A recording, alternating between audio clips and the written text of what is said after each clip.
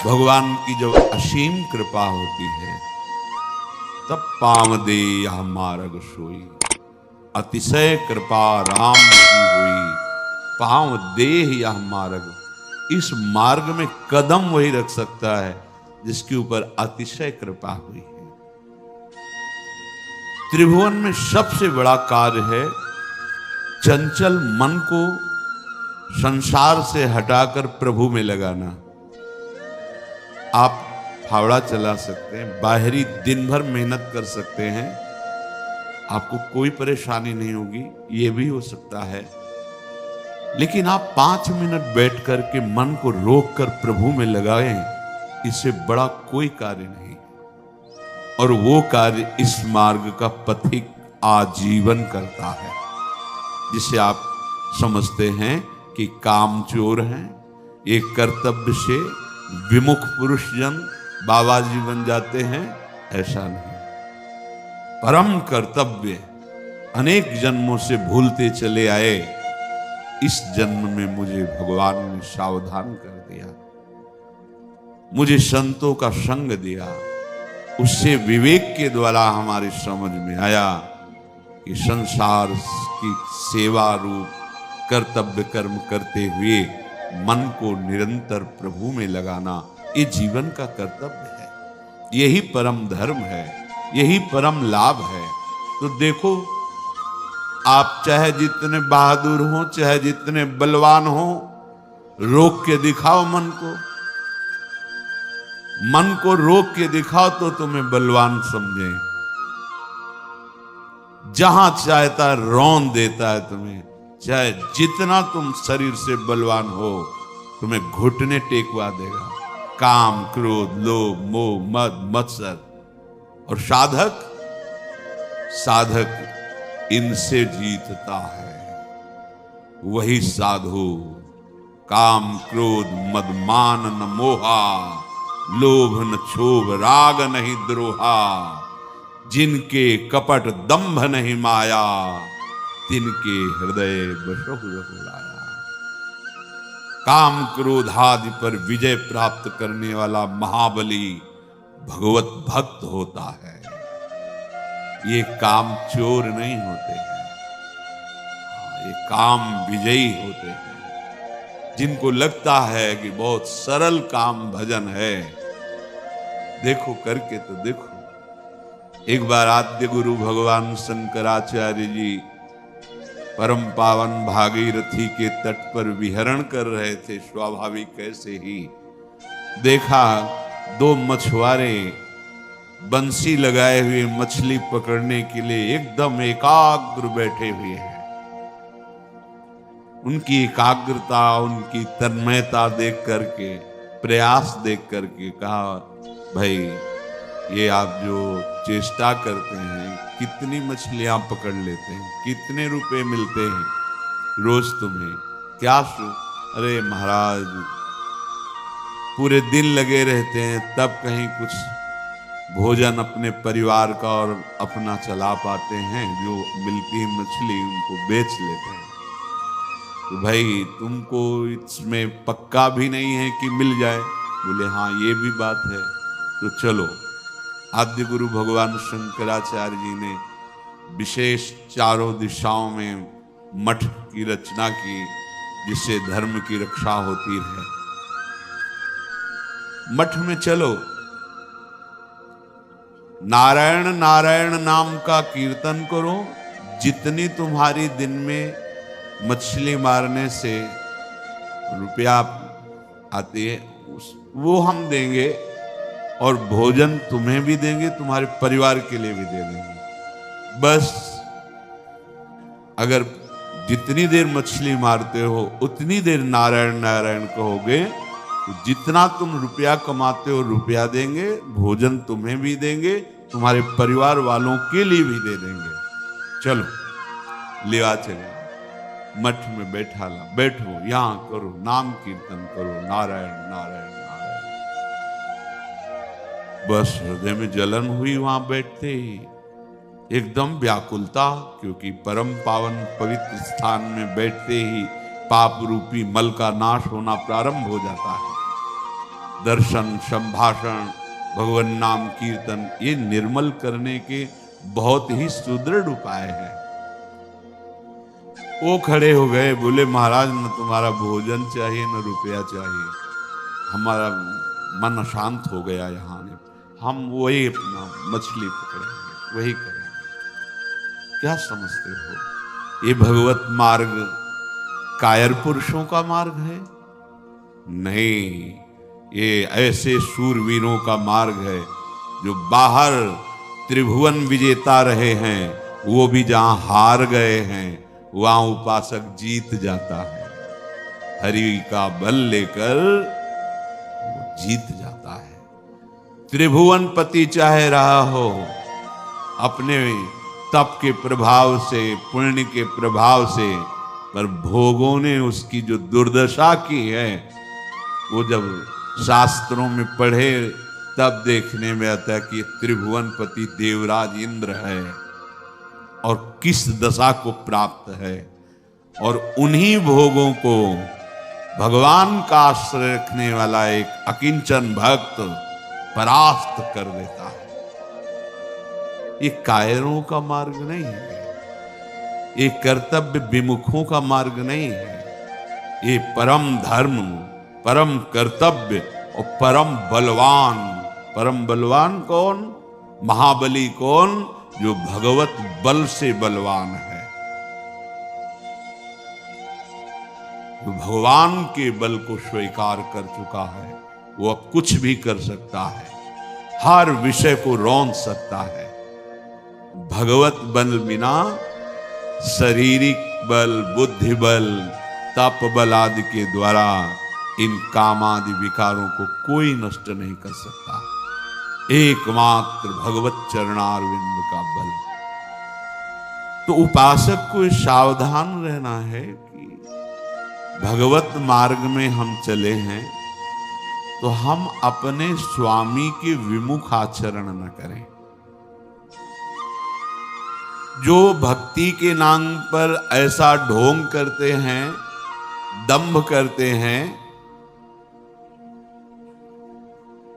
संयम सदाचार का त्याग करके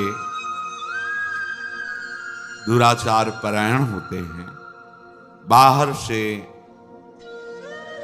भगवान की भक्ति का नाटक स्वांग और अंदर से ये बहुत दुर्गति का कारण बन जाता है। ध्यान देने योग्य बात है। दंभी की बहुत बुरी दुर्गति होती है। जो दंभी है, दुराचार परायण है, वो नीच स्वार्थ के लिए केवल वेश धारण किए हुए है। वो न भगवान का भक्त है, ना वो संत है। जैसे नाटक में कुछ पैसे के लिए, कुछ मिनट के लिए या कुछ घंटे के लिए बहुत बढ़िया साधु का नाटक कर लेता है वो, सब लोग देख करके लुभायमान हो जाते हैं।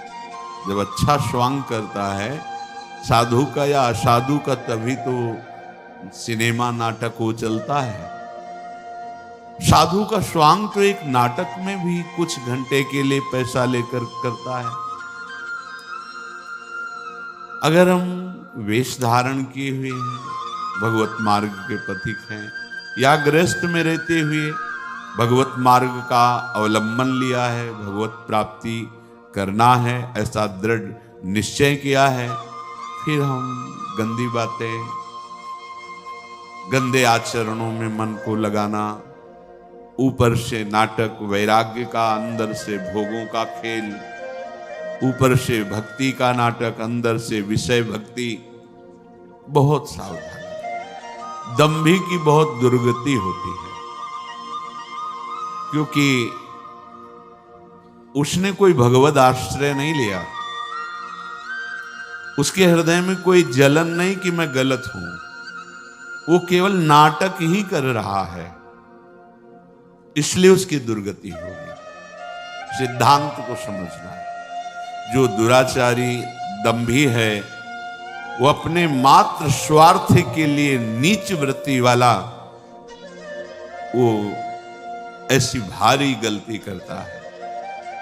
भारी गलती, पवित्र वेश को धारण करके अपवित्र आचरण करता है। यहां हम उनकी चर्चा नहीं कर रहे, हम तो उन महाभाग्यवान उपासकों की चर्चा करते हैं जो सर्वथा अपने आप को भगवान के अधीन करने के लिए उत्साहित हो चुके हैं। भाव क्या है? अभी वो निर्विकार नहीं हुए, लेकिन उत्साहित हो चुके हैं कि अब अपना जीवन मैं प्रभु के चरणों में समर्पित करूंगा। अब अपने जीवन का पूरा भार प्रभु के चरणों में, उसके हृदय में एक घबराहट पैदा हो जाती है। बड़ी कृपा से मार्ग मिला है, कहीं छूट ना जाए। यद्यपि अभी वो निर्विकार नहीं हुआ है, पर एक कृपा पैदा हो गई। क्या? घबराहट और जलन। कहीं मेरे से ऐसी चूक न हो जाए कि ये जो अवसर मिला है ये छूट जाए। ये कृपा होती है। वो दंभी दुराचारी के घबराहट या जलन नहीं होती, क्योंकि उसका लक्ष्य ही नहीं है। वो तो केवल वेश मात्र धारण करके अपनी वासनाओं की पूर्ति कर रहा है। बिल्कुल ठीक वैसे ही उपासक में भी गलती हो सकती है, बहुत समझना है। पर उसने अपने जीवन का भार प्रभु के चरणों में दिया तो अब घबराहट पैदा हो गई, एक डर पैदा हो गया, एक जलन होने लगी। नहीं, अब कहीं ऐसी गलती न हो जाए कि मैं भगवान से विमुख हो जाऊं। बुरा स्वभाव है उसका। बहुत सुलझ के इस मार्ग की बातें सुननी चाहिए, नहीं तो निर्णय नहीं निकाल पाओगे। बिल्कुल वैसी स्थिति है जिसके पीछे निंदा की गई। दंभी दुराचारी की जो निंदा की गई, ठीक ऐसा स्वभाव है उसका, ऐसे ही आचरण रहे हैं, पर उसने ठान लिया है अपने जीवन को भगवान के चरणों में समर्पित करने का। तो अब उसके हृदय में घबराहट पैदा हो गई, भय पैदा हो गया, अब जलन पैदा हो गई, और वो अंदर ही अंदर अपने आप को जो भगवान के चरणों में समर्पित करना चाहता है, उसको ये मांग हो जाती, कोई एक ऐसा मिले जो हमारे पे शासन कर सके, हमारे दुष्ट मन को शासन में कर। कोई एक ऐसा मिले जो हाथ पकड़ ले और कह दे तुम निर्भय हो जाओ, हम देख लेंगे। अर्थात सच्चे सद्गुरु की खोज, सच्चे महापुरुष का आश्रय, उसका हृदय। घबराहट पैदा हुई, चिंता पैदा हुई, हृदय में जलन पैदा हुई।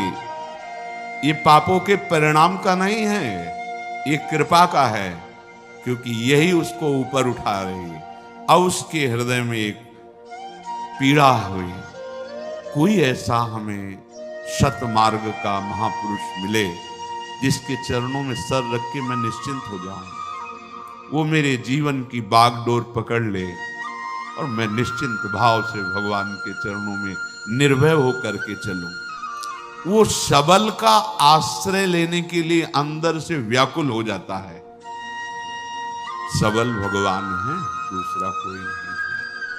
भगवान ही भक्तों के रूप में, संतों के रूप में, गुरुदेव के रूप में आकर हाथ पकड़ लेते हैं। उसके हृदय में एक दृढ़ भावना हो जाती कि मैं ऐसे महापुरुष के चरणों में गिर पड़ूं, जाकर प्रणत हो जाऊं कि जिसके वचन से हमें विश्वास हो जाए कि मुझ जैसे नीच का भी काम हो जाएगा, भगवान मिल जाएंगे, हम निर्विकार बन सकते हैं, हम संत मार्ग में चल सकते हैं। सच्ची बहुत बल होता है, संतों के वचन में बहुत बल होता है। प्रारंभ में जब ऐसे महापुरुष मिलते, शाबाश, कोई बात नहीं, बिल्कुल डरना नहीं, बड़े तुम्हारे भाग्य हैं, भगवान हर समय तुम्हारे साथ हैं, तुम अपने कदम बढ़ाते जाना, कभी लड़खड़ाना नहीं। तो एक ऐसे जैसे कोई बहुत बड़ी शक्ति आ गई हो हृदय में, नवीन वैराग्य, नवीन उत्साह। संत समागम से प्रतिदिन देखा है एक नवीन वैराग्य, एक नवीन उत्साह भगवत प्राप्ति का। और जब कुसंग हो जाता है तो नवीन विकार ऐसे नए नए भोगों की लालसाएं और पतन। वो उपासक ऐसे जाके पड़ रहता है मानो पंगु हो गया हो। ये विकार युक्त स्वभाव वाला कैसे भगवान को प्राप्त करता है? ये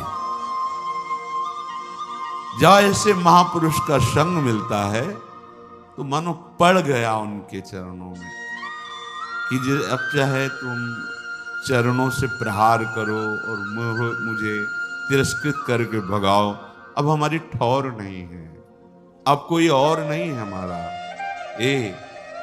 ये वृत्ति भी जैसे वो घबराहट भय आई, जैसे हृदय में किसी समर्थ की मांग हुई कि आए और मुझे पकड़ ले या मुझे बुलाए और मेरा हाथ पकड़कर कहे तुम निश्चिंत हो जाओ, ऐसे ही ये वृत्ति उपासक के हृदय में आई कि अब आप चाहे मारो या तारो, अब मेरे लिए कोई ठौर नहीं और कोई और नहीं।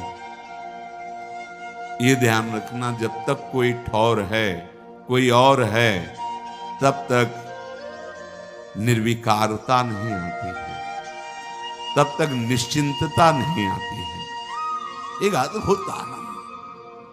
आप एक बार हृदय को तो समर्पित करके देखो गोरे चरणारविंद में, एक बार तो हृदय में लाओ, अब कोई ठौर नहीं, श्री राधा जुग चरण निवास, अब कोई और नहीं, मेरी महारानी श्री राधा रानी।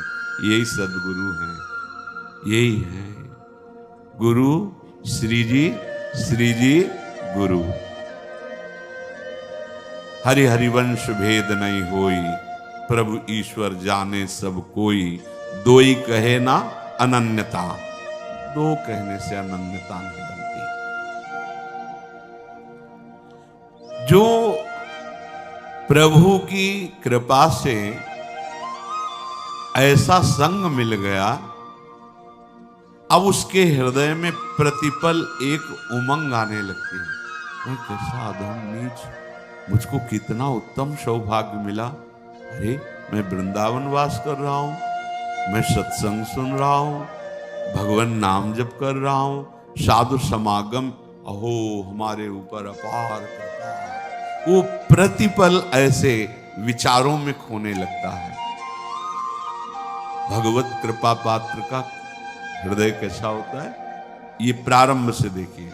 बुरे आचरणों में था, बुरा स्वभाव था, ऐसे ऐसे अब उसके हृदय में एक नई उमंग आने लगती है। कितनी हम पर कृपा है। जहां ये बात उसके हृदय में आई तो भगवत कृपा अपना काम करने लगी। मच्चित्ता सर्व दुर्गाणि मत प्रसादात तरिष्यति। अब जितने उसके दुराचार स्वभाव में बैठे थे, एक एक का नाश कर रही भगवत कृपा। भगवत कृपा, यहां उसकी कोई साधना की बात नहीं हो रही, भगवत कृपा की। विश्वास करो इस बात पे। वास्तविक पूज्यपाद सूर्या बाबा जी के वचन जो पढ़े तो उन्होंने कहा कि बहुत साधन बल का प्रयोग करके देखा पर निर्विकारता सिद्ध नहीं हुई। तब गुरुदेव के चरणों का हृदय से आश्रय हुआ तो जो साधन बल में श्रम करके भी हम नहीं कर पाए वो गुरु कृपा से हो गया। इसलिए गुरु कृपा ही केवलम, गुरु कृपा का एक अपार बल होता है। पर ध्यान रखिए, श्री जी ही गुरु जी हैं, गुरु जी ही श्री जी हैं। कोई व्यक्ति गुरु नहीं होता, गुरु कभी व्यक्ति नहीं होता। ये हृदय में धारण कर लीजिए, क्योंकि जब तक भाव तुम्हारा नहीं बनेगा, अगर तुम सामने व्यक्ति मानोगे तो व्यक्ति का ही प्रभाव होगा, गुरु का प्रभाव नहीं होगा। अगर गुरु साक्षात परब्रह्म तो फिर व्यक्तित्व तो नहीं दिखेगा, केवल परब्रह्म दिखे। और परब्रह्म का सानिध्य पाने वाला परब्रह्म स्वरूप ही हो जाता है। ब्रह्मविद ब्रह्म ही भवति। बड़ी बड़ी कठिनाइयां जहां बड़े बड़े घुटने टेक देते हैं, गिर जाते हैं, वहां वो कृपा पात्र हंसते हंसते पार हो जाता है। उसको कोई प्रयास नहीं करना पड़ता, ये पक्का पक्का। कई बार जीवन में ऐसा दिखाई दिया है बाद में कि अरे वो तो फिसलन थी, अगर प्रभु वहां से ऐसे ना बचाते तो फिसल गया था। बाद में अनुभव हुआ कि अरे हम जिस मार्ग में जा रहे थे वहां तो काई थी, फिसलन थी। अरे भगवान कैसे कृपालु, कैसे मोड़ लिया। वो इतने कृपालु के उस समय अनुभव भी में क्लेश नहीं आने देते, वो बाद में अनुभव कराते कि वो क्लेश का मार्ग था जिधर तुम्हारे कदम मुड़ रहे थे। पासक निहाल हो जाता है। प्रभु क्षण मात्र का विलंब नहीं करते। माया जब आक्रमण करती है तो क्षण मात्र का विलंब नहीं करते। भगवान समस्त संकल्पों की सिद्धावस्था है। साधक के हृदय में गलत संकल्प बना कि उनकी कृपा शक्ति आकर के घेर लेती है, कहीं उसका अमंगल नहीं होने देती। ये बिल्कुल अक्षरशः सत्य समझो। जो इस मार्ग में चल रहे हैं वो खुद अनुभव करें हृदय में। दुर्वासना के से प्रेरित होकर मन संकल्प कर बैठा, नहीं सावधान रह पाया, पर कृपा शक्ति तत्काल कवच की तरह घेर लिया। इसके कई रूप हैं। भरी बाजार में पिटवा भी देगी, तुम्हारा घोर अपमान करवा देगी, तुम्हें ऐसा करवा देगी कि आपको लगेगा संसार में मुंह दिखाने लायक नहीं। हाँ, अब चलो हरि का मुख देखो। संसार के मुख दिखाने के लिए तुम्हारा जन्म नहीं हुआ, तुम्हें हरि का मुख देखने के लिए जन्म हुआ है। कृपा के बहुत से स्वरूप हैं। अगर आप भगवत शरणागत हो रहे हैं, थोड़ी मनमानी शुरू कर दी है तो ध्यान रखना, कृपा का मृदु से मृदु भी विधान हो सकता है और कठोर से भी कठोर विधान हो सकता है, पर होगी वो कृपा ही। जो भगवत कृपा है वो कुसुम से भी कोमल विधान कर सकती है और वज्र से भी कठोर विधान कर सकती है। तैयार रहना। ये वज्र से कठोर विधान उसी के लिए होता है जो अहम से युक्त हो करके मनमानी आचरण के लिए कदम उठाता है। तो भगवत कृपा फिर कठोर विधान की रचना करती है, क्योंकि अब तुम बच नहीं सकते। कृपा का विधान लागू हो चुका है, अब तुम देखो यही है, इसी को कृपा कहते हैं। अब तुम बच नहीं सकते, माया के फंद तुम्हें फंसा नहीं सकते। अब तुम्हें डूबना पड़ेगा प्रेम में, अब तुम्हें डूबना ही होगा भजन में, अब तुम्हें डूबना ही होगा भगवान के नाम रूप लीला गुण में, क्योंकि आप तुम शरणागत हो गए तो कृपा का अब विधान लागू हो गया। तो काहे को वज्र से कठोर विधान को आप स्वीकार करोगे? भोगना पड़ेगा। वो ऐसी कृपा है पक्का, ऐसी स्थिति पैदा कर देगी कि केवल एक मार्ग रहेगा, हरि शरणम। बहुत फिर जलोगे। इसलिए अभी बुद्धि है, होश में हो जाओ तो कुसुम से भी कोमल विधान करने वाली कृपा प्रभु तक पहुंचा देगी। और अगर आप मनमानी करेंगे तो छोड़ने वाली तो है नहीं, ये पक्का। इसीलिए सब निर्भय हो जाते हैं शरणागत कि ठीक है, अगर हमारे कदम भी विपरीत गए तो कृपा शक्ति है ना, वो संभाल लेगी। तो वो पुचकार के फिर नहीं संभालती, जैसे पुचकार के समझाया जा रहा है, तो वही कृपा शक्ति से ये सत्संग मिल रहा है, वही कृपा शक्ति कोई न कोई आ जाएगा पक्का। ये जीवन में देखा है, जहां कदम लड़खड़ाए किसी न किसी संत के रूप में वही बोला गया है जो अंदर कमजोर हो रहा है। जहां हम कमजोर हो रहे हैं उपासक, जहां कमजोर हो रहा है वही उसको उपदेश दिया। कौन कौन बोल रहा है? वही कृपा शक्ति आकर के उसकी वाणी में बैठ करके मुझे समझा रही। नहीं समझ में आया, चलो आगे। अब वो अपना जो रूप रखेगी वो इतना भयंकर कठोर होगा कि आप सह नहीं पाएंगे और भाग नहीं पाएंगे। कहीं भी भाग के जाओ, भगवान के श्री चरण कमल, कर कमल इतने लंबे हैं, मतलब कोई जगह ही नहीं जहां इनके चरण न पहुंचे और जहां इनके हाथ न पहुंच जाए। दोनों बात समझ लो। वामन रूप में आए थे, बढ़ाना शुरू किया नपना।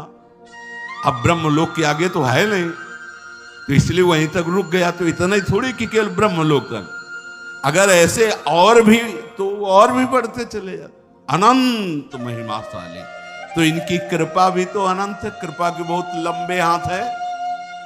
भागो। तभी तो शरणागत का जो रहस्य, शरणागति का जान जाता है शरणागत, वो निश्चिंत हो जाता है। अब मुझे कोई परवाह नहीं। अगर कुछ उद्दंडता भी मन करेगा ना, तो भगवान की कृपा सुधार देगी, ऐसे सुधार देगी ना, दोबारा उधर जाएगा भी नहीं, जाएगा भी नहीं। लिख लो, पर वो बहुत कड़ुआ विधान होगा। अब तो डॉक्टर ने ऑपरेशन करना ठान लिया है, अब आप बच नहीं सकते, पक्का। ऐसे ही जब इसका रहस्य समझ में आता है तभी मन नाच उठता है कि ऐसा कौन कृपालु है, ऐसा किसका स्वभाव है। हम सबके ऊपर कृपा शक्ति का कार्य प्रारंभ हो गया है। विश्वास रखना, कृपा शक्ति का कार्य प्रारंभ हो गया है। जैसे आप नाम ले रहे हैं तो हरिवंश कृपा, हरिवंश कहाँ है? मानव दे कृपा से, नाम जब कृपा से, धाम श्री राधिका कृपा बिन सबके मनन अगम, साधु संग अब मोहि भा भरोस हनुमंता बिन हरि कृपा मिले। कृपा कृपा कृपा कृपा लागू हो गया विधान कृपा का। करो दंडता, देख लेना कृपा का जो भयंकर रूप तुम्हारे सामने। कई रूप हैं इसके, जहां से तुम गड़बड़ी करना चाहते हो वहीं तुम्हारे अहम में यहां दर्द हो रहा है, चलो अस्पताल। अब तो कैंसर हो रहा है। यह है कृपा। जिस शरीर से तुम मनमानी करना चाहते थे, भाई अब दो चार महीने तुम्हारा जीवन, अब क्या 2-4 महीने की जीवन, बस 2-4 महीने का जीवन। अब कोई रिश्ता नाता किसी से नहीं, कोई संबंध किसी से, कोई भोग नहीं। राधा राधा राधा राधा राधा राधा लागू हो गई कृपा शक्ति। ये अपार कृपा, असीम कृपा। ये लोग कहते हैं कि ये प्रतिकूलता, ये अपमान, ये असाध्य रोग, भजन का क्या यही फल होता है? नहीं, भजन का ये फल नहीं है। ये कृपा का संविधान लागू तुम्हारे ऊपर, क्योंकि तुम बहुत उद्दंड बच्चे हो, इसलिए कृपा ने ऐसे भयावह रूप से घेर लिया कि अब एक ही मार्ग रह गया है, राधा राधा राधा। सच्ची सच्ची हम सबके ऊपर अब कृपा का विधान लागू हो गया है और वो चल रहा है। भागो, भाग लो, कितना भागो। कृपा शक्ति तुम्हें घेर करके तुम्हारा मंगल करेगी। हाँ, भागोगे नहीं तो इसी जन्म में काम हो जाएगा। क्योंकि अरे भगवत प्राप्ति कोई गैर की थोड़ी होली है, कोई ऐसी थोड़ी कि खेती की तरह उपज होनी है। हम प्रभु के थे, प्रभु के हैं, प्रभु के रहेंगे, भूल गए हैं। तो रोज जैसे सांप काट ले तो जहर झारा जाता है ना, तो उतर जाता है, लहरें आती हैं, 4-4 लोग उसको पकड़ते हैं, हमने देखा है। ऐसे ही ये सत्संग रोज झाड़ा लग रहा है तुम्हारे ऊपर। छू छू मोह का, काम का, लोभ का, मद का, अहम, नाना प्रकार के जो विषयों की लहरें उठ रही ना, जहर माया का, काल सर्प ने पकड़ रखा है। जैसे हरिवंश प्रपंच वंश सब काल ब्याल, ब्याल माने सर्प, काल रूपी भयानक सर्प ने पकड़ लिया और लहरें उठ रही, काम क्रोध लोभ मोह मद मत्सर, ये लहरें हैं उसकी विषवत। और संत जन जो नाम कीर्तन भगवत गुण सत्संग, ये झाड़ा लग रहा है, रोज झाड़ा लग रहा है। अब हमारा ये विष उतर जाएगा, इसमें कोई संशय, बिल्कुल कोई संशय नहीं। तो बोले अभी तो हम आज से प्रारंभ किया है, इतनी भगवत प्राप्ति के लिए काफी है। अगर आज आपने सत्संग सुना और आज आपने मन में निश्चय किया श्यामा श्याम हमारे, और आज शरीर छूट गया, तो आज ही श्री जी के पास पहुंच जाओगे। श्री जी को कोई इतनी संख्या, इतने दिन, इतना तप, ऐसी कोई सीमा नहीं लिखी है।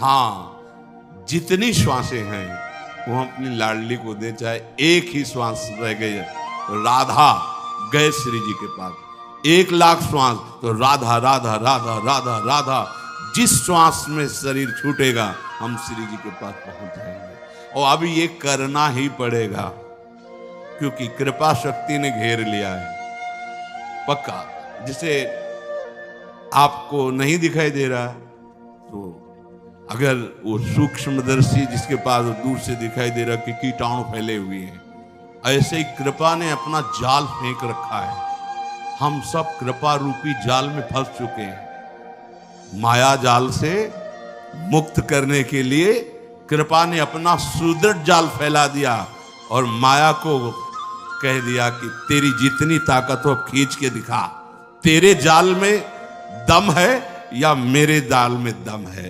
तो सदैव जय कृपा की हुई है, माया की नहीं। अब हमारे ऊपर कृपा का जाल पड़ गया है, भागना चाहो तो ले भाग सकते हैं, फंस गए। कृपा ने अधीन कर लिखा। सुनते थे कि वृंदावन पकड़ लेता है, पर सोचते थे कैसे पकड़ लेता है। हम चाहे तो अभी जा सकते हैं वृंदावन से, कैसे पकड़ लेता है। जब पकड़ लिया ना तो हम चाहे भी तो नहीं जा सकते, चाहे भी तो नहीं, जीना चाहे तो जी नहीं सकते, बाहर से भी और भीतर से भी नहीं जी सकते वृंदावन के लिए। पकड़ लिया वृंदावन, सच्ची बात। हमारे ऊपर भगवत, हमारे ऊपर का मतलब हम सबके ऊपर अब भगवत कृपा का विधान लागू हो चुका है। सबसे बड़ी सिद्धि हमें प्राप्त हो गई। क्या हम कृपा आश्रित और कृपा कवच से सुरक्षित हो गए। ये हम नहीं कह रहे कि ये सद्गुण आ गया इसलिए आप सिद्ध हो गए। हम सबको एक बड़ी सिद्धि मिल गई। क्या? कृपा आश्रय और कृपा का सुरक्षा कवच।